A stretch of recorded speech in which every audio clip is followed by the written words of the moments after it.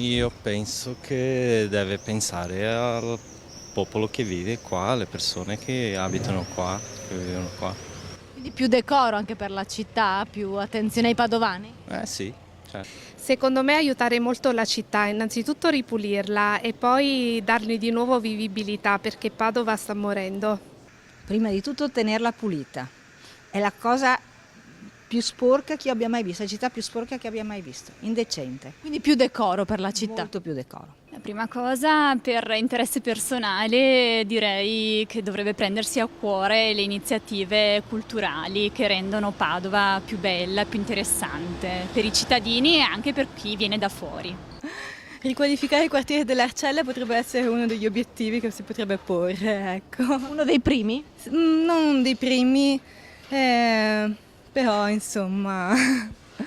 Sistemare un po' le strade, ecco, questo può essere una cosa. Marciapiedi, strade, perché io vado spesso in bicicletta e cammino molto, quindi questa è una cosa che mi interessa. Deve darci un po' più di sicurezza e tutela come posso dire, dei principi Di legalità, insomma, di più legalità. di legalità, pensare anche al sociale, però rispettando anche quello che è, diciamo, l'italianità.